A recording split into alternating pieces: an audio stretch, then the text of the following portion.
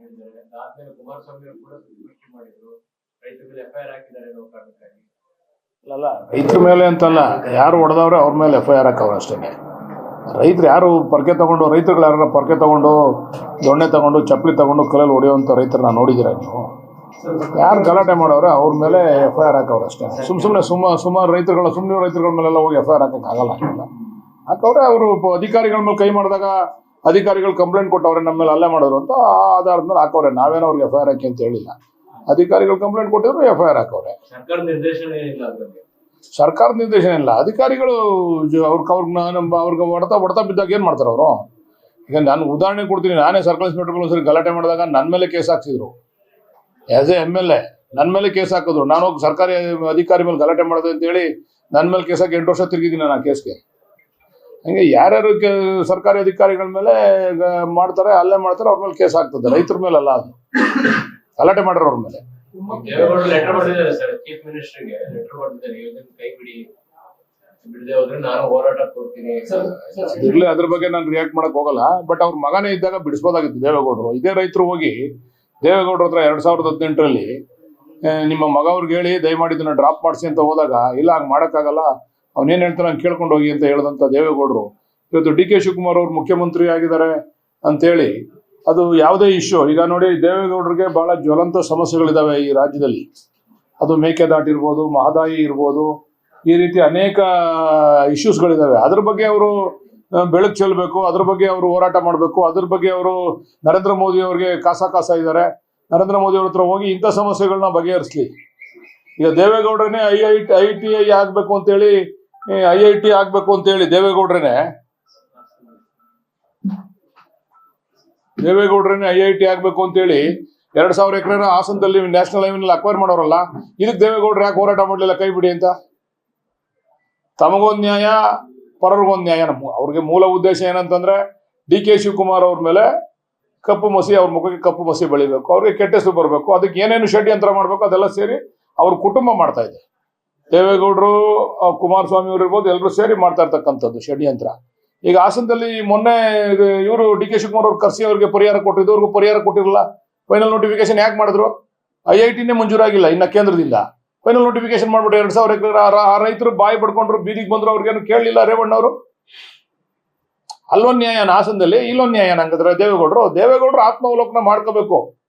ಈ ವಿಚಾರದಲ್ಲಿ ತಮ್ಮ ಪುತ್ರ ವ್ಯಾಮೋಹದಿಂದ ಹೊರಗಡೆ ಬರಬೇಕು. ಏನ್ ನಡೀತದೆ ರಾಜ್ಯ ಸರ್ಕಾರ ತೀರ್ಮಾನ ತಗೊಂತದೆ ಅದ್ರ ಬಗ್ಗೆ. ರೈತರ ಹಿತಾಸಕ್ತಿನೂ ಐತೆ ನಮ್ಗೆ. ಅದ್ರಲ್ಲಿ ಮೆಜಾರಿಟಿ ರೈತರು ಕೇಳಿದ್ದಾರೆ ಅಂತ ಮಾಡಿದೀವಿ ನಾವು. ಈಗಾಗಲೇ ಲ್ಯಾಂಡ್ ಫೈನಲ್ ನೋಟಿಫಿಕೇಶನ್ ಆಗಿರುವಂತ ಜಾಗದಲ್ಲೆಲ್ಲ ಆಲ್ಮೋಸ್ಟ್ ಒಪ್ಪಿಗೆ ಕೊಟ್ಟು ಎಲ್ಲ ದುಡ್ಡು ತಗೊಂಡಿದ್ದಾರೆ. ಈಗ 3 ಹಳ್ಳಿ ಫೈನಲ್ ಆಗಿದ್ದಾರೆ, ಈಗ ಮತ್ತೆ 4 ಹಳ್ಳಿ ಫೈನಲ್ ನೋಟಿಫಿಕೇಶನ್ ಮಾಡಿದ್ದೀರಾ? ಏನೋ ಆಗ್ತದೆ ಅಂತ ತಿಳ್ಕೊಂಡಿದ್ದೀನಿ ಅಷ್ಟೇ. ಏನಾಗಿದೆ ಅಂತ ಏನೋ ಗೊತ್ತಿಲ್ಲ ನನಗೆ. ಅದು ಆಗ್ತದೆ ಅಂತ. ಆ ರೈತರು ಗಲಾಟೆ ಮಾಡ್ತಾವ್ರಲ್ಲ, ನಿಮ್ ಗದ್ದಲದಿಂದ ನಮ್ಗೆ ಅನ್ಯಾಯ ಮಾಡಿ ನಮ್ ನೋಟಿಫಿಕೇಶನ್ ಮಾಡಿ ಅಂತ. ಆ ರೈತರು ಕೂಡ ನಿನ್ನೆ ಅಲ್ಲಿ ಇದರಲ್ಲಿ ರಸ್ತೆಯಲ್ಲಿ ಕೂತು ಧರಣಿ ಮಾಡಿರೋದನ್ನ ನೋಡಿದಿರ ಅಲ್ವಾ? ಅಲ್ಲಿ ಆ ರೈತರಿಗೂ ಕೂಡ ನಾವು ಎಲ್ಲ ರೈತರೇ ಅಲ್ವಾ? ದೇವೇಗೌಡರು ಹೇಳ್ತಾ ಇರೋದು, ನಾನ್ ನೇರವಾಗಿ ಹೋದ್ರೆ ನನ್ ಮೇಲೆ ಷಡ್ಯಂತ್ರ ಮಾಡಿದ್ರು, ದಾರಿ ತಪ್ಪಿಸ್ತಿದ್ದಾರೆ ಅಂತ ಬಂದು ಹೇಳ್ತಾರೆ, ಪ್ರತಿಭಟನೆ ಕೂತ್ರೆ ಅದಕ್ಕೆ ಪತ್ರ ಬರೀತಿದ್ದೀನಿ ಅಂತ ಹೇಳ್ತಿದ್ದಾರೆ. ಪ್ರತಿಭಟನೆ ಈ ವಿಚಾರದಲ್ಲಿ ಪ್ರತಿಭಟನೆ ಕೂರೋದು ಬೇಡ. ಮೇಕೆದಾಟು ಇಶ್ಯೂ ಇದೆ, ಮಹದಾಯಿ ಇಶ್ಯೂ ಇದೆ, ತುಂಬಾ ಜ್ವಲಂತ ಸಮಸ್ಯೆಗಳು ಈ ರಾಜ್ಯಕ್ಕೆ ಬಹಳಷ್ಟು ಅನುಕೂಲ ಆಗ್ಬೇಕಾದಂತ ಇಶ್ಯೂ ಇದೆ. ಅದ್ರಲ್ಲಿ ಹೋಗಿ ನರೇಂದ್ರ ಮೋದಿ ಅವ್ರ ಹತ್ರ ಧರಣಿ ಕೂತ್ರೆ ಬಹುಶಃ ರಾಜ್ಯಕ್ಕೆ ಅನುಕೂಲ ಆಯ್ತದೆ. ಇದು ಕುಮಾರಸ್ವಾಮಿ ಅವ್ರಿಗೆ, ನಿಖಿಲ್ ಕುಮಾರಸ್ವಾಮಿ ಅವ್ರಿಗೆ ಮೆಚ್ಚಕ್ಕೆ ಬಂದು ಧರಣಿ ಕೂತ್ರೆ ಅದಕ್ಕೆ ನಾವೇನೋ ಅದು ಉತ್ತರ ಕೊಡಕ್ಕಾಗಲ್ಲ. ಅವರೇ ಮಾಡಿದ್ರಲ್ಲ 2000 ಎಕರೆ, ಯಾಕೆ ಧರಣಿ ಕೂರ್ಲಿಲ್ಲ? ಅಲ್ವಾಗ ಯಾಕೆ ಬಿಡ್ಲಿಲ್ಲ ರೈತರದು ಹಾಸನದಲ್ಲಿ? ಆ ರೈತರಿಗೆ ಯಾಕೆ ನ್ಯಾಯ ಕೊಡಿಸ್ಲಿಲ್ಲ? ಹಂಗಂದ್ರೆ ಅಂದ್ರೆ ಇದರ ಅರ್ಥ ಹಿನ್ನೆಲೆ ಏನು?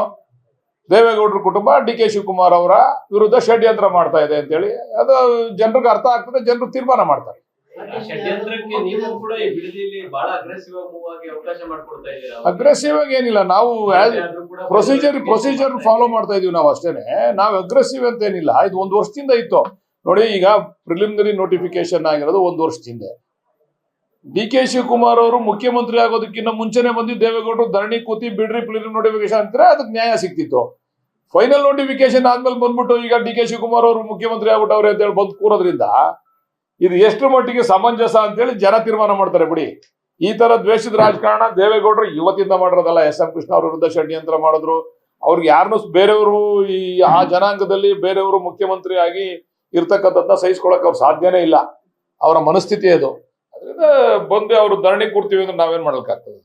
ಕುಮಾರಸ್ವಾಮಿ ಉಪಪೋಷಿತ ಮಂಡಳಿ ಇದಕ್ಕೆ ಗಲಾಟೆ ಅಂತ ಹೇಳಿದ್ರೆ ಖಂಡಿತ ಅದಕ್ಕೆ ಅವ್ರು ನನ್ನ ಮೇಲೂ ಹಾಕಿ ಆಗಿದ್ದಾರೆ ಕೇಸು. ನನ್ನನ್ನ ಯಾಕೆ ಬಿಟ್ಟಿದ್ದಾರೆ, ನನ್ನೇ ಏವನ್ ಮಾಡಿ ಅಂತ ಹೇಳಿದ್ರು ಕುಮಾರಸ್ವಾಮಿ. ಇಲ್ಲ, ಅಲ್ಲಿ ಬಂದಿದ್ರೆ ಅವ್ರನ್ನು ಮಾಡ್ತಿದ್ರೇನೋ, ಗಲಾಟೆಲಿ ಬಂದು ಅವರು ಪರ್ಕೆ ಹಿಡ್ಕೊಂಡು ಚಪ್ಪಲಿ ಹಿಡ್ಕೊಂಡು ಬಂದಿದ್ರೆ ಅವ್ರನ್ನು ಮಾಡ್ತಿದ್ರು, ಅವ್ರೇನು ಹಿಡ್ಕೊಂಡ್ ಬಂದಿಲ್ವಲ್ಲ.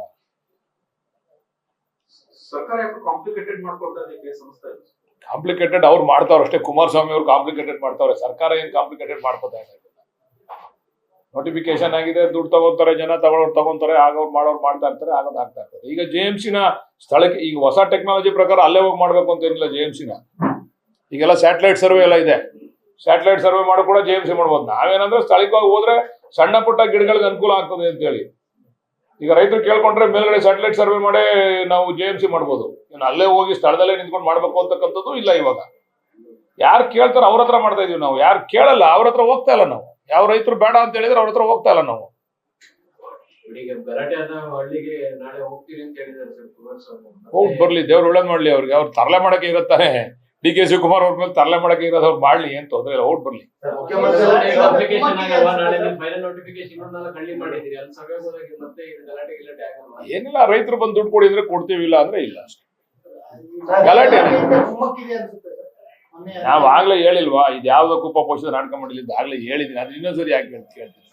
ಮಧ್ಯಾಹ್ನ 1:30ಗೆ ಮುಖ್ಯಮಂತ್ರಿಗಳು ವಿಶೇಷ ಪತ್ರಿಕಾಗೋಷ್ಠಿ ಕರೆದಿದ್ದಾರೆ ಸರ್ ಬಿಡದಿ ವಿಚಾರವಾಗಿ. ಆಯ್ತು, ಅದನ್ನ ಕೇಳೋಣ. ಅದು ನನ್ನ ಕರೆದಿದ್ದಾರೆ, ಈಗ ಬಾ ಅಂತ ಹೇಳಿದ್ದಾರೆ, ನಾನು ಹೋಗ್ತಾ ಇದ್ದೀನಿ. ಇನ್ನೊಂದು ಕಡೆ ಮಾಹಿತಿಗಳು ಹರಿದಾಡ್ತಿದೆ ಸರ್. ಸದ್ಯಕ್ಕೆ ಅದನ್ನ ನಿಲ್ಲಿಸುವ ಬಗ್ಗೆ ಸರ್ಕಾರದ ಮಟ್ಟದಲ್ಲಿ ಚಿಂತನೆ ನಡೆದಿದೆ.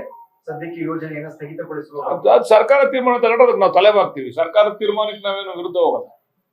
ಸರ್ಕಾರ ತೀರ್ಮಾನ ತಗೊಂಡ್ರೆ ನಾವು ಅದಕ್ಕೆ ನಾವು ಮಾಡ್ಲೇಬೇಕು ಅಂತ ನಾವೇನು ಅಟಕ್ ಬಿದ್ದಿಲ್ಲ. ಸರ್ಕಾರದ ತೀರ್ಮಾನಕ್ಕೆ ನಾವು ಬಂದೇ ಇರ್ತೀವಿ. ಅಲ್ಲ ಸರ್, ಇಲ್ಲಿ ತೊಂದರೆ ಇರ್ತಕ್ಕಂಥದ್ದು ರೈತರು ಕೊಟ್ಟಂತ ಭೂಮಿ ಮಾತ್ರ ಕೌನ್ಸಿಲ್ ಮಾಡ್ತೀವಿ ಅಂತ, ಕೊಡದೇ ಇದ್ರೆ ಅದು 19 ಕೌನ್ಸಿಲ್ ಆಗುತ್ತಲ್ಲ ಅಂತ. ಇಲ್ಲ, ಯಾವುದೇ ನೋಡ್ರಿ, ಯಾವುದೇ ಈ ಒಂದು ಪ್ರಾಜೆಕ್ಟ್ ಮಾಡಬೇಕು ಅಂದ್ರೆ 100% ರೈತರು ಸಮಾಧಾನ ಮಾಡ್ಲಿಕ್ಕೆ ಸಾಧ್ಯ ಇಲ್ಲ. ಮೆಜಾರಿಟಿ ರೈತರ ಆಧಾರದ ಮೇಲೆ ನಾವು ಮಾಡ್ಬೇಕಾಗ್ತದೆ. ಯಾರೋ 100ಕ್ಕೆ 100 ಭಾಗ ಎಲ್ಲೂ ಕೂಡ ಯಾವುದೇ ಪ್ರಾಜೆಕ್ಟ್ ನ ನೀವು ತಗೊಂಡು ರೈತರನ್ನ ಮನವೊಲಿಸಿ ಮಾಡಿರ್ತಕ್ಕಂಥದ್ದು ಯಾವ್ದಾರ ಒಂದು ಉದಾಹರಣೆ ತಾವು ಕೊಡ್ಬೇಕು, ನೋಡೋಣ, ಕೊಡಿ ನೋಡೋಣ. ಅಲ್ಲ ಲಭ್ಯತೆ ಬೇಕಾಗಿರ್ತಕ್ಕಂಥ ಭೂಮಿ ಸಿಗದೆ ಇದ್ರೆ ಅರ್ಧಂಬರ್ಧ ಆಗುತ್ತಲ್ಲ ಪ್ರಾಜೆಕ್ಟ್, ಅರ್ಧಂಬರ್ಧ ಆಗುತ್ತೆ. ಆಮೇಲೆ ಯೋಚನೆ ಮಾಡೋಣ, ಆಮೇಲೆ ಚರ್ಚೆ ಮಾಡೋಣ. ನಾವು ಇಷ್ಟೆಲ್ಲ ಪ್ರಾಜೆಕ್ಟ್ ಮಾಡ್ಬೇಕಂತ ಇಲ್ಲಲ್ಲ, ಒಳ್ಳೆ ಪ್ರಾಜೆಕ್ಟ್ ಆಗ್ಬೇಕಂತ ಅಷ್ಟೇ. ಪ್ರಾಜೆಕ್ಟ್ ಹಠ ಏನಿಲ್ಲ, ಇದು ಪ್ರೊಸೀಜರ್ ಅಷ್ಟೇ. ಕುಮಾರಸ್ವಾಮಿ ಅವರು ಹಾಕೊಟ್ಟಂತ ದಾರಿಲಿ ನಡ್ಕೊಂಡು ಹೋಗ್ತಾ ಇದೀವಿ. ಭೂಸ್ವಾಧೀನ ಅಧಿಕಾರಿಗಳು ಸಹ CS ಅವರನ್ನು ಭೇಟಿಯಾಗಿ ಬಂದಿದ್ದಾರೆ ಸರ್. ಸರ್ವೆ ಮುಂದುವರಿಯುತ್ತೆ. ಅದೇ ಈಗ ಕರೆದಿದ್ದಾರೆ ಅಂತ ಮುಖ್ಯಮಂತ್ರಿಗಳು ಏನ್ ತೀರ್ಮಾನ ತಗೊಂತಾರೋ, ಮುಖ್ಯಮಂತ್ರಿಗಳ ತೀರ್ಮಾನಕ್ಕೆ ಸರ್ಕಾರದ ತೀರ್ಮಾನಕ್ಕೆ ನಾವೆಲ್ಲ ಬದ್ಧ ಇರ್ತೀವಿ. ಬೆಲ್ಲ ಇಷ್ಟು ಮುಂದೋಗಿ ಇನ್ ಕೇಸ್ ಅಂತ ತೀರ್ಮಾನ ಬಂದ್ರೆ ಒಂದ್ ರೀತಿ ನಿಮ್ ಸರ್ಕಾರದ ವೈಫಲ್ಯ ಯೂಟರ್ನ್ ಎಲ್ಲವಾಗ ಹೋಗುತ್ತೆ. ಇರ್ಲಿ, ನೀವೀಗ ಮುಂದೆ ಹೋದ್ರೆ ನೀವೇ ಕೆಣಕ್ತೀರಾ, ಹಿಂದೆ ಬಂದ್ರೆ ನೀವೇ ಹೇಳ್ತೀರಾ. ಇದೆಲ್ಲರೂ ಫೇಸ್ ಮಾಡ್ಲೇಬೇಕು ರಾಜಕಾರಣದಲ್ಲಿ. ಮುಂದೆ ಹೋದ್ರೆ ನೀವು ಎಷ್ಟು ದೌರ್ಜನ್ಯ ಮಾಡ್ತಾ ಇದ್ದೀರಾ, ಏನು ಮಾಡೇ ಮಾಡ್ತೀವಿ ಅಂತ ಅಟಕ್ ಬಿದ್ದಿದ್ದೀರಾ ಅಂತ ನೀವೇ ಅಂತೀರಾ. ಹಿಂದೆ ಬಂದ್ರೆ ನಿಮ್ಗೆ ಅವಮಾನ ಆಗ್ಲಿಲ್ವಾ ಅಂತೀರಾ. ನಾವು ನಿಮ್ ಮಾಧ್ಯಮದವ್ರಿಗೆ, ರೈತರಿಗೆ ಎದುರ್ಕೊಳ್ಳಂಗಿಲ್ಲ, ನಿಮ್ ಮಾಧ್ಯಮದವ್ರಿಗೆ ಎದುರ್ಕೊಂಡು ಬದುಕ್ಬೇಕು ನಾವು. ಹಂಗಾಗ್ಬಿಟ್ಟಿದೆ ನಮ್ಮ ಕತೆ.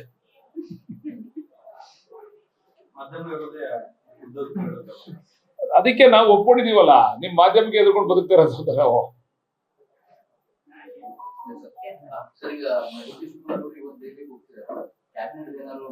ಇಲ್ಲ, ಇವತ್ತೇನಿಲ್ಲ ಅನ್ಸ್ತದೆ. 3 ಜನನು ಹೋಗ್ಬೇಕು. ಕ್ಯಾಬಿನೆಟ್ ಆಗ್ಬೇಕು ಅಂತಂದ್ರೆ ಖರ್ಗೆ ಸಾಹೇಬ್ರು, ಹರಿಪ್ರಸಾದ್ ಸಾಹೇಬ್ರು, ಸಿದ್ದರಾಮಣ್ಣ ಸಾಹೇಬ್ರು, DK ಸಾಹೇಬ್ರು 4 ಜನನು ಒಟ್ಟಿಗೆ ಹೋದಾಗ ಕ್ಯಾಬಿನೆಟ್ ಆಯ್ತದೆ ಅಂತ. ಒಬ್ಬೊಬ್ರು ಹೋದ್ರೆ ಕ್ಯಾಬಿನೆಟ್ ಆಗಲ್ಲ. ಏನಿಲ್ಲ, ಏನ್ ಸುಸ್ತೆ ಯಾಕೆ, ನಮ್ ಕೆಲಸ ನಾವು ಮಾಡ್ತಾ ಇದೀವಿ. ಮದುವೆ ಮಾಡ್ತೀವಿ ಬಾರ ಅಂತಂದಾಗ ಹೋಯ್ತೀವಿ ಅಷ್ಟೇ ತಾಲಿಕಟ್ಟಕ್ಕೆ. ಇದ್ದಂತೆ ನಮ್ ಕೆಲಸ ನಾವು ಹೊಲ ಉತ್ಕೊಂಡು ಫಲ ಉತ್ಕೊಂಡು ಜನಗಳ ಮಧ್ಯೆ ಓಡಾಡ್ಕೊಂಡು ಇದೀವಿ ನಾವು. ನಾವು ರೆಡಿ ಆಗಿದೀವಿ, ಮಾಡೋರು ಇರ್ಬೇಕಲ್ಲ.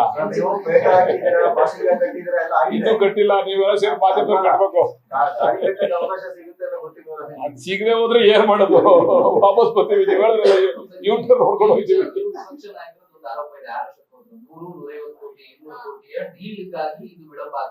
ಯಾವ್ದು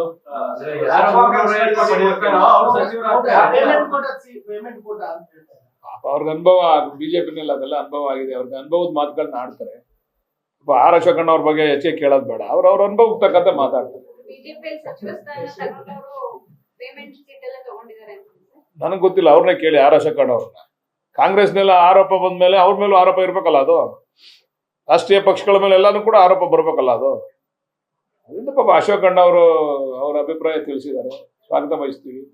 ಅಶೋಕ್ ಅವ್ರು ಏನಾರ ಮಧ್ಯಸ್ಥಿಕೆ ವಹಿಸೋದಾದ್ರೆ ನಾವು ಕೊಡ್ತೀವಿ, ನಮ್ಗೆ ಒಂದು ಒಳ್ಳೆ ಮಂತ್ರಿ ಕೊಡ್ಸಿ ಖಾತೆ ಕೊಡ್ತೀವಿ. ಅವ್ರೇನಾರ ಮಧ್ಯಸ್ಥಿಕೆ ವಹಿಸ್ಕೊಂಡು ಅವ್ರಿಗೇನಾರ ಮೂಲಗಳು ಗೊತ್ತಿದ್ರೆ ನಾವು ಸ್ವಲ್ಪ ಪೇಮೆಂಟ್ ಮಾಡ್ತೀವಿ, ಏನಾರ ಮಾಡಿ ಸಹಾಯ ಮಾಡಿ ಅಶೋಕ್ ಅಣ್ಣ. ಸರ್, ಈಗ ಸಿಎಂ ಹೊಸದಾಗಿ ಪ್ರಜಾಸೇವಾ ಇಲಾಖೆಯನ್ನ ಮಾಡ್ಕೊಂಡಿದ್ದಾರೆ. ಆ ಇಲಾಖೆನ ಅವರೇ ಇಟ್ಕೊಳ್ತಾರೆ. ಇನ್ನೊಂದ್ ಕಡೆ ಡಿ.ಸಿ. ಚಂದ್ರಶೇಖರ್ ಅವ್ರನ್ನ ಸಿಎಂ ಸಲಹೆಗಾರನೇ ಮಾಡ್ಕೊಂಡಿರ್ತಾರೆ. ಅದನ್ನ ಬಿಹೈಂಡ್ ಅವ್ರನ್ನ ನೋಡ್ಕೊಳ್ತಾರ? ಇಲ್ಲ, ಅದಕ್ಕೆ ಮಂತ್ರಿ ನೇಮಿಸ್ತೀನಿ ಅಂತ ಹೇಳಿದ್ದಾರೆ. ಪ್ರಜಾಸೇವೆ ಇಲಾಖೆಗೆ ಮಂತ್ರಿ ಇರ್ತಾರೆ ಅಂತ, ಮಂತ್ರಿ ಅಂಡರ್ ಕೆಲಸ ಆಗ್ತದೆ ಪ್ರಜಾಸೇವೆ ಇಲಾಖೆ. ಯಾಕಂದ್ರೆ ಸೆಕ್ರೆಟರಿ ಅವರೆಲ್ಲ ಇದಾರೆ, ಪ್ರಿನ್ಸಿಪಲ್ ಸೆಕ್ರೆಟರಿ ಎಲ್ಲ ಇರೋದ್ರಿಂದ ಅದಕ್ಕೆ. ಈಗ ಅದ್ರ ಬಗ್ಗೆ ಕುಮಾರಸ್ವಾಮಿ ಅವ್ರ ಪಾಪ ಮಾತಾಡೋದೇ ಇಲ್ಲ. ಒಂದು ಒಳ್ಳೆ ಕೆಲಸ ಮಾಡಿದ್ದಾರೆ ಡಿ ಕೆ ಶಿವಕುಮಾರ್ ಅವರು ಮುಖ್ಯಮಂತ್ರಿ ಆಗಿ. ಇದು ಅವಶ್ಯಕತೆ ಇತ್ತು. ಯಾಕಂದ್ರೆ ಅವ್ರಿಗೆ ಯಾವತ್ತೂ ಕೂಡ ಅವರು MLA ಆಗಿದ್ದಾಗಲೂ ಕೂಡ ಅವ್ರ ಧರ್ಮಪತ್ನಿಯವರು ಯಾವತ್ತೂ ಹೋಗಿ ಅಲ್ಲಿ ರಾಮನಗರದಲ್ಲಿ ಕೂತು ಜನಗಳ ಕಷ್ಟ ಸುಖ ಕೇಳಲೇ ಇಲ್ಲ. ರಾಮನಗರ ತಾಲೂಕು ಆಫೀಸಲ್ಲಿ ತಾಲೂಕು ಕಚೇರಿನಲ್ಲಿ ನಡೀತಾ ಇರ್ತಕ್ಕಂಥ ಸಣ್ಣ ಪುಟ್ಟ ವ್ಯತ್ಯಾಸಗಳನ್ನ ಸರಿಪಡಿಸ್ತಕ್ಕಂಥ ಕೆಲಸ ಮಾಡಲೇ ಇಲ್ಲ. ಇದಕ್ಕೆ ಅವಶ್ಯಕತೆ ಇರ್ತಕ್ಕ ಪ್ರಜಾಸೇವೆ. ಆ ಪ್ರಜಾಸೇವೆ ಇಲಾಖೆ ಮಾಡೋದಕ್ಕೆ ಕುಮಾರಸ್ವಾಮಿ ಅವರೇನೋ ನಾವು ಧನ್ಯವಾದ ಇದೇನೋ ಅಭಿನಂದನೆ ಸಲ್ಲಿಸ್ತಾರೆ ಅನ್ಕೊಂಡಿದ್ದೋ, ಅಲ್ಲೂ ಟೀಕೆ ಮಾಡ್ತಾರೆ. ಕುಮಾರಸ್ವಾಮಿ ಅವರು ಡಿ ಕೆ ಶಿವಕುಮಾರ್ ಎದ್ರು ಟೀಕೆ ಮಾಡ್ತಾರೆ, ಕೂತ್ಕೊಂಡು ಟೀಕೆ ಮಾಡ್ತಾರೆ. ಬಲಗಡೆ ತಿರ್ಕೊಂಡು ಕೂತ್ಕೋಬೇಕಾಯ್ತು, ಎಡಗಡೆ ತಿರ್ಕೊಂಡು ಕೂತ್ಕೊಂಡ್ಬಿಟ್ಟಾರೆ ಅಂತಾರೆ. ಎದ್ರೆ ನೋಡ್ರಿ ಹಿಂದ್ಗಡೆ ತಿರ್ಕೊಂಡು ಎದ್ದೇಳ್ಬೇಕಾಯ್ತು, ಮುಂದ್ಗಡೆ ಎದ್ಬಿಟ್ರು ಅಂತಾರೆ. ಅವ್ರನ್ನೇ ಏನೋ ನೀವೆಲ್ಲ ಮಾಧ್ಯಮದವ್ರು ಸೇರಿ ಮಧ್ಯಸ್ಥಿಕೆ ವಹಿಸಿದ್ರೆ ಖಂಡಿತ ಅವ್ರು ಯಾವ ತರ ಎದ್ದೇಳ್ಬೇಕು, ಯಾವ ತರ ಮಲಿಕಬೇಕು ಅಂತ ವಹಿಸ್ಕೋತೀವಿ. ನೀವೇ ದಯಮಾಡಿ, ಯಾಕಂದ್ರೆ ನಿಮ್ಮ ಸ್ವಲ್ಪ ಕೇಳ್ಬೋದು, ಅವ್ರು ಯಾರ ಮಾತು ಕೇಳಲ್ಲ. ನೀವೇ ಮಧ್ಯಸ್ಥಿಕೆ ವಹಿಸಿ ಸಲಹೆಗಾರರಾಗ್ಬಿಡಿ ಡಿ ಕೆ ಶಿವಕುಮಾರ್ ಅವ್ರಿಗೆ. ನೀನ್ ಬೆಳಿಗ್ಗೆ ಎದ್ರೆ ಏನ್ ಮಾಡ್ಬೇಕು ಅಂತ ನೀನು ಆದೇಶ ಕೊಡಪ್ಪ, ಅದರಂತೆ ಮಾಡ್ತಾರೆ ಅಂತ ಹೇಳಿ ದಯಮಾಡಿ. ವರ್ಚಸ್ ಹೆಚ್ಚಿಸ್ಕೊಳ್ಳೋ ಪ್ರಶ್ನೆ ಅಲ್ಲ ಇದು ವರ್ಚಸ್ಸಿನ ಪ್ರಶ್ನೆ ಅಲ್ಲ. ಜನಸಾಮಾನ್ಯರಿಗೆ ಅವಶ್ಯಕತೆ ಇರ್ತಕ್ಕಂಥ ಇಲಾಖೆ ಇದು. ಯಾಕಂದ್ರೆ ನೋಡಿ, ಒಬ್ಬ ಸಣ್ಣ ರೈತ ಇಲ್ಲಿ ಮುಖ್ಯಮಂತ್ರಿಗಳು ಈಗ ಜನತಾ ದರ್ಶನ ಮಾಡ್ಬೇಕು, ಅವನು ಎಲ್ಲಿಂದನೋ ಬರ್ತಾನೆ, ಎಲ್ಲಿ ಗುಲ್ಬರ್ಗಾದಿಂದನೋ ಬೆಳ್ಳಾರಿಯಿಂದನೋ ಬರ್ತಾನೆ ಇಲ್ಲಿಗೆ. ಅದ್ರ ಅವಶ್ಯಕತೆ ಇಲ್ಲ. ಅಲ್ಲೇ ಜಿಲ್ಲೆನಲ್ಲೇನೆ ಆ DC ಅವ್ರು ಇರ್ಬೋದು, ಅಧಿಕಾರಿಗಳಿರ್ಬೋದು, ಕನ್ಸರ್ಟ್ ಸೆಕ್ರೆಟರಿ ಇರ್ಬೋದು, ಅಲ್ಲೇ ಹೋಗಿ ಅಲ್ಲೇ ತನಿಖೆ ಅಲ್ಲೇ ಅರ್ಜಿಗಳು ಸ್ವೀಕಾರ ಮಾಡ್ತಾರೆ. ಇಲ್ಲಿ ಏನಂದ್ರೆ ಹಿಂದೆ ಕುಮಾರಸ್ವಾಮಿ ವಿರುದ್ಧ ಎಲ್ಲರೂ ಬಂದು ಇಲ್ಲಿ ನಿಂತ್ಕೊಳ್ಳೋರು, ಅದೊಂದು ಏನ್ ದೊಡ್ಡ ಹೆಸರು ಆಯ್ತು. ಆ ತರ ಹೆಸರು ಮಾಡ್ಲಿಕ್ಕೆ ಡಿ ಕೆ ಶಿವಕುಮಾರ್ ಅವ್ರು ಸರಿ ಇಲ್ಲ, ಅಂದ್ರೆ ಒಪ್ಪಲ್ಲ ಅದಕ್ಕೆ. ಆದ್ರೆ ಅವರು ಅಲ್ಲೇ ಪ್ರಾಮಾಣಿಕವಾಗಿ ಸ್ಥಳದಲ್ಲೇ ಪರಿಹಾರ ಕೊಡ್ತಕ್ಕಂಥ ಕೆಲಸ ಆಗ್ಬೇಕು ಅನ್ನೋ ದೃಷ್ಟಿಯಿಂದ ಅದನ್ನ ಮಾಡಿದ್ದಾರೆ. ಬಹುಶಃ ಅದನ್ನ ಕುಮಾರಸ್ವಾಮಿ ಅವರು ಯಾವ ರೀತಿ ಟೀಕೆ ಮಾಡ್ತಾರೋ ಅಂತ ಕಾಯ್ತಾ ಇದೀವಿ, ಇನ್ನೂ ಟೀಕೆ ಬಂದಿಲ್ಲ ಅದಕ್ಕೆ. ಪ್ರಜಾಸೇವೆಯಿಂದ ಡಿ ಕೆ ಶಿವಕುಮಾರ್ ಅವರೇನು ಮೋಡಿ ಮಾಡ್ಬಿಡಲ್ಲ, ಅದ್ಭುತ ಮಾಡ್ಬಿಡಲ್ಲ ಅಂತ ಹೇಳ್ಬೇಕಾಯ್ತು, ಇಷ್ಟೊತ್ತಿಗೆ ಹೇಳಿಲ್ಲ ಕುಮಾರಸ್ವಾಮಿ. ದೇವೇಗೌಡರಲ್ಲಿ ಮನವಿ ಮಾಡ್ತೀವಿ, ಇದು ಅವ್ರ ಮಗ ಮಾಡಿದಂತ ಕನಸಿನ ಕೂಸು. ಈ ಕೂಸನ್ನ ನಾವು ನೆರವೇರಿಸ್ತಾ ಇದ್ದೀವಿ. ಮಗ ಪುತ್ರ ವ್ಯಾಮೋಹಕ್ಕೆ ಒಳಗಾಗಿ ಬಂದಲ್ಲಿ ಅವಘಡ ಮಾಡೋದು ಬೇಡ. ಬೇರೆ ಸಮಸ್ಯೆಗಳಿದ್ದಾವೆ, ಜ್ವಲಂತ ಸಮಸ್ಯೆಗಳು. ಆ ಸಮಸ್ಯೆಗಳ ಬಗ್ಗೆ ಈಗ ನೋಡಿ, ಮೇಕೆದಾಟು ನೋಡಿ, ಇವತ್ತು ಮೇಕೆದಾಟು ಯೋಜನೆ ಆಗಿದ್ರೆ ಇವತ್ತು ನಮ್ಗೆ ಬರದಲ್ಲೂ ಕೂಡ ನೀರನ್ನ ನಾವು ಬೆಂಗಳೂರಿಗೆ ತೆಗೆದುಕೊಂಡು ಹೋಗ್ತಕ್ಕಂಥದ್ದು ಇತ್ತು. ಇವತ್ತು ಹೋರಾಟ ಮಾಡ್ತಾವ್ರು, ನೀರು ಬಿಡದೆ ಹೋದ್ರೆ ನಿಮ್ಗೆ ನಾವು ಧರಣಿ ಮಾಡ್ತೀವಿ ಅದು ಇದು ಅಂತ ಹೇಳಿ ಕುಮಾರಸ್ವಾಮಿ ಅವರು ಸ್ಟೇಟ್ಮೆಂಟ್ ಕೊಟ್ಟಿದ್ದಾರಲ್ವಾ. ಇವತ್ತು ಮೇಕೆದಾಟು ಯೋಜನೆ ಇದ್ದಿದ್ರೆ, ಮೇಕೆದಾಟಲ್ಲಿ ಇದ್ದಿದ್ರೆ ತಮಿಳ್ನಾಡಿಗೆ ನೀರು ಬಿಡ್ತಾ ಇತ್ತು, ಅದು ನೀರು ಸ್ಟೋರ್ ಆಗ್ತಾ ಇತ್ತು. ಎಕ್ಸಸ್ ನೀರು ಇದಕ್ಕೆ ಹೋಗ್ತಾ ಇರಲ್ಲ ಸಮುದ್ರಕ್ಕೆ. ಬೆಂಗಳೂರಿಗೆ ಅವಶ್ಯಕತೆ ಇರ್ತಕ್ಕಂಥ ನೀರು ಸ್ಟೋರ್ ಆಗ್ತಿತ್ತು ಅಲ್ಲಿ. ಆವಾಗ ರೈತರಿಗೂ ಕೂಡ ನಾವು ನೀರು ಕೊಡ್ಬೋದಾಗಿತ್ತಲ್ವಾ, ಮಂಡ್ಯ ರೈತರಿಗೂ ಕೂಡ ನೀರು ಕೊಡ್ಬೋದಾಗಿತ್ತು. ಇದ್ರ ಬಗ್ಗೆ ಆಲೋಚನೆ ಮಾಡ್ಬೇಕು ದೇವೇಗೌಡರು, ಕುಮಾರಸ್ವಾಮಿ ಅವರು.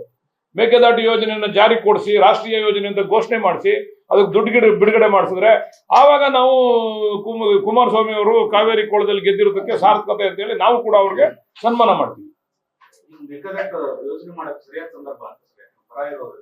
ಸರಿಯಾದ ಸಂದರ್ಭ ಅಂದ್ರೆ ಕುಮಾರಸ್ವಾಮಿ ಅವರು ದೇವೇಗೌಡರು ಅಲ್ಲಿ ಹೋಗಿ ಮನವೊಲಿಸಿ ನಮ್ಗೆ ಎನ್ವೈರ್ಮೆಂಟಲ್ ಕ್ಲಿಯರೆನ್ಸ್ ಕೊಡಿಸ್ಬೇಕು. ಎನ್ವೈರ್ಮೆಂಟಲ್ ಕ್ಲಿಯರೆನ್ಸ್ ನಮ್ಮ ಕೈಲಿಲ್ಲ. ಡಿ ಕೆ ಶಿವಕುಮಾರ್ ಅವರು ಅವ್ರ ಕೈಲಿ ಏನಿತ್ತು, ಸುಪ್ರೀಂ ಕೋರ್ಟ್ ನಲ್ಲಿ ನಮ್ಮ ವಿಚಾರವನ್ನ ಮಂಡನೆ ಮಾಡಿ ಗೆಲ್ತಕ್ಕಂಥ ಕೆಲಸ ಅವರು ಯಶಸ್ವಿಯಾಗಿ ಅವರು ನೀರಾವರಿ ಸಚಿವರಾಗಿ ಮಾಡಿದ್ದಾರೆ. ಈಗ ಅದಕ್ಕೆ ಒತ್ತು ಕೊಟ್ಟು ಇವಾಗ ಇಲ್ಲಿ ಧರಣಿ ಮಾಡೋದ್ ಬದಲು ದೇವೇಗೌಡರು ಹೋಗಿ ಅಲ್ಲಿ ಧರಣಿ ಮಾಡಿ ಅದಕ್ಕೆ ಎನ್ವೈರ್ಮೆಂಟಲ್ ಕ್ಲಿಯರೆನ್ಸ್ ಕೊಡಿಸಿದ್ರೆ ಬಹುಶಃ ನಮಗೂ ಕೂಡ ಅನುಕೂಲ ಆಗ್ತದೆ, ಬೆಂಗಳೂರಿಗೆ ಅನುಕೂಲ ಆಗ್ತದೆ, ಬೆಂಗಳೂರು ಸುತ್ತಮುತ್ತಕ್ಕೆ ಅನುಕೂಲ ಆಗ್ತದೆ. ಪಾಪ ಈ ಬೆಂಗಳೂರಲ್ಲಿ ಅವರೆಲ್ಲ ನಮ್ಮ ಬಿಜೆಪಿ ಲೋಕಸಭಾ ಸದಸ್ಯರು ಅವರು ಸ್ವಲ್ಪ ಬಾಯಿ ಬಿಡಿ ಅಂತ ನೀವು ಕೇಳ್ಬೇಕು. ಯಾಕಂದ್ರೆ ನೀವು ಯಾರು ಕೇಳಲ್ಲ ಮಾಧ್ಯಮದವರು. ಅವ್ರು ಈ ವಿಚಾರವಾಗಿ ಮೇಕೆದಾಟು ವಿಚಾರವಾಗಿ ಬಾಯಿ ಬಿಡಲ್ಲ. ಮೇಕೆದಾಟು ಯೋಜನೆ ಆದ್ರೆ ಬೆಂಗಳೂರಿಗೆ ಅನುಕೂಲ, ಬೆಂಗಳೂರು ಕುಡಿಯೋ ನೀರಿಗೋಸ್ಕರನೇ ಅದು ಯೋಜನೆ ಮಾಡ್ತಾ ಇರ್ತಕ್ಕಂಥದ್ದು. ಯಾರು ಬಾಯಿ ಬಿಡಲ್ಲ. ಅಲ್ಲೋಗಿ ದಯಮಾಡಿ ದೇವೇಗೌಡರಲ್ಲಿ ಮನವಿ ಮಾಡ್ತೀವಿ, ಅಲ್ಲೋಗಿ ನಮ್ಮ ಮಾದಾಯಿ ವಿಚಾರಕ್ಕೆ, ಮೇಕೆದಾಟು ವಿಚಾರಕ್ಕೆ ಎನ್ವೈರ್ಮೆಂಟಲ್ ಕ್ಲಿಯರೆನ್ಸ್ ಕೊಡಿಸಿ ನಮ್ಗೆ ಸಹಕಾರ ಕೊಡಬೇಕು. ಇಲ್ಲಿ ಹೋರಾಟ ನಡೀತದೆ. ಅವರು ಹಾಸನದಲ್ಲಿ ಮಾಡಿದಾರಲ್ಲ, ಅಲ್ಲೋಗಿ ಧರಣಿ ಮಾಡ್ಬೇಕಾಯ್ತಲ್ವ, ಅಲ್ಲೂ ಮಾಡ್ಲಿಲ್ಲ. ಏನೋ ನಮ್ಮ ಮೇಲೆ ವೈಯಕ್ತಿಕವಾದಂಥ ದ್ವೇಷ, ಡಿ ಕೆ ಶಿವಕುಮಾರ್ ಅವ್ರ ಮೇಲೆ ನಮ್ಗಳ ಮೇಲೆ ವೈಯಕ್ತಿಕವಾದ ದ್ವೇಷ, ಜನಗಳನ್ನ ಎತ್ಕಡ್ತಕ್ಕಂಥದ್ದು, ಜನಗಳನ್ನ ದಿಕ್ತಪ್ಪಿಸ್ತಕ್ಕಂಥದ್ದು, ಅವ್ರದೇ ಆದಂತ ಅಭಿಮಾನಿ ವರ್ಗ ಇದೆಯಲ್ಲ, ಅದನ್ನ ನಮ್ಮ ಮೇಲೆ ಎತ್ಕಡ್ತಕ್ಕಂಥ ಕೆಲಸ ಮಾಡ್ತಾ ಇದ್ದಾರೆ. ದೇವರು ಅವ್ರಿಗೆ ಒಳ್ಳೇದ್ ಮಾಡಿ. ಕೊಟ್ಟಿದಾರಲ್ಲ, ಮೊನ್ನೆ ಮೀಟಿಂಗ್ ಮಾಡಿ ಡಿ ಕೆ ಶಿವಕುಮಾರ್ ಅವರು ಬಹಳ ವರ್ಷಗಳಿಂದ ಅವ್ರಿಗೆ ಪರಿಹಾರ ಕೊಟ್ಟಿರ್ಲಿಲ್ಲ, ಅದೆಲ್ಲಾನು ಕೂಡ ಕೊಟ್ಟಿದ್ದಾರೆ. ಈಗ ಮೊನ್ನೆ ಎಲ್ಲ ಮೀಟಿಂಗ್ ಆಯ್ತಲ್ಲ, ನೀವು ಎಲ್ಲ ನಿಮ್ಮ ಮಾಧ್ಯಮದಲ್ಲೆಲ್ಲ ಬಿಂಬಿಸಿದ್ರಲ್ಲ ಅದನ್ನೆಲ್ಲ. Thank you sir. ಕೆಪಿಎಸ್ಸಿ ಇದು ರಿಫಾರ್ಮ್ಸ್ ಮಾಡ್ಲಿಕ್ಕೆ ಒಂದ್ಸಲ ನಾನು ಕಮಿಟಿಲಿ ಇದ್ದೀನಿ. ಹೌದೌದು, ಇದು ನಡೀತಾ ಇದೆ. ಅಧ್ಯಕ್ಷರು ಅಮಾನತ್ ಆಗಿದೆ. ಇನ್ 3 ತಿಂಗಳು ಖಂಡಿತ ಇನ್ 3 ತಿಂಗಳು ಎಕ್ಸ್ಟೆನ್ಷನ್ ಕೇಳಿದೀವಿ. 3 ತಿಂಗಳು ಅವಕಾಶ ಕೊಟ್ಟಿದ್ದು ಸರ್ಕಾರ. ಇನ್ 3 ತಿಂಗಳು ನಾವು ಈಗಾಗಲೇ ಅಧಿಕಾರಿಗಳ ಹತ್ರ ಮತ್ತೆ ನಿವೃತ್ತ ಅವರು KPSC ಕೆಲಸ ಮಾಡಿರ್ತಕ್ಕಂಥ ಅಧ್ಯಕ್ಷಗಳ ಹತ್ರ ಎಲ್ಲ ಚರ್ಚೆ ಮಾಡಿದೀವಿ. ಇಲ್ಲಿ ಏನೇನು ವ್ಯತ್ಯಾಸಗಳಿದಾವೆ, ಯಾವ ರೀತಿ ಸರಿಪಡಿಸ್ಬೇಕು ಅಂತ ಹೇಳಿ ನೆನ್ನೆ ಕೂಡ ಒಂದು ಮೀಟಿಂಗ್ ಆಯ್ತು. ಅದು ಈಗ ನಾವು ಯಾವ ರಾಜ್ಯದಲ್ಲಿ ಇದು ಯಶಸ್ವಿಯಾಗಿ ನಡೀತಾ ಇದೆ, ಅವರು ಯಾವ ರೀತಿ ಅದನ್ನು ಅಳವಡಿಸ್ಕೊಂಡಿದ್ದಾರೆ ಅಂತಕ್ಕಂಥದ್ದು ಅಧ್ಯಯನ ಮಾಡಲಿಕ್ಕೆ 3 ತಿಂಗಳು ಎಕ್ಸ್ಟೆನ್ಷನ್ ಕೇಳಿದೀವಿ. ಅದು ಕೇರಳ ಇರ್ಬೋದು, ಹರಿಯಾಣ ಇರ್ಬೋದು, ಅಥವಾ ಮಹಾರಾಷ್ಟ್ರ ಇರ್ಬೋದು, ಇಲ್ಲೆಲ್ಲ ಯಶಸ್ವಿಯಾಗಿ ಮಾಡಿದ್ದಾರೆ.